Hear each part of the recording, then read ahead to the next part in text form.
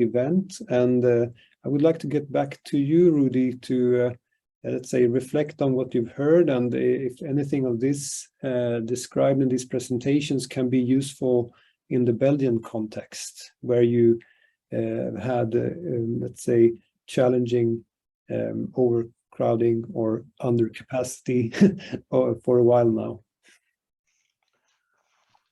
I must say it were three very inspiring presentations, and I recall certain things that we can use in the development of our correctional policy in Belgium in a short notice or a longer notice. For the first speaker, I understood the importance of the assessment of convicts, which is something that we don't invest a lot in for the moment, because our first priority is to find an empty bed in one or another prison to put an inmate in. But even though these circumstances, I think that working on assessment strategies to direct the right inmate to the right type of prison is a very useful tool. I'm very flattered by the evolution that Finland made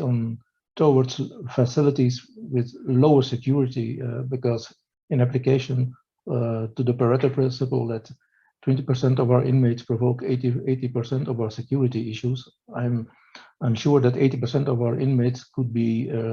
residents in lower security facilities and in open constructions, as they have built in Finland, and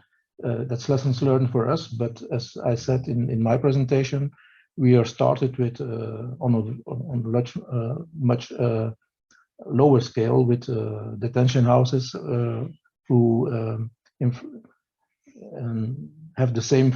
philosophy behind them. When I put it in relation to the third speaker, in relation to the assessment, I think it was a very interesting toolbox or application to manage the prison population overall, and not only from point of view of mathematics, the numbers, but also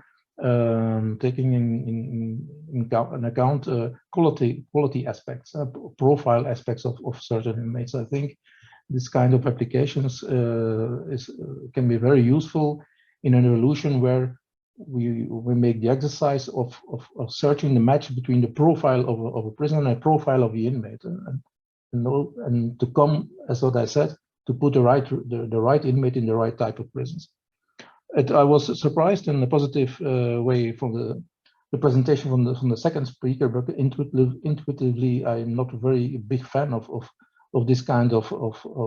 infrastructure of facilities, but I was flattered by the level of quality that these facilities appears to have, and they're not only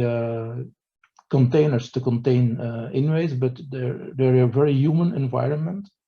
I was certainly surprised by the square meters per inmate. 18 is very high standard. So I think that the combination of the modules that were showed on the presentation, and as someone asked, other facilities in a bigger complex, sport facilities for sporting activities, counseling, and other, it's a very valuable type of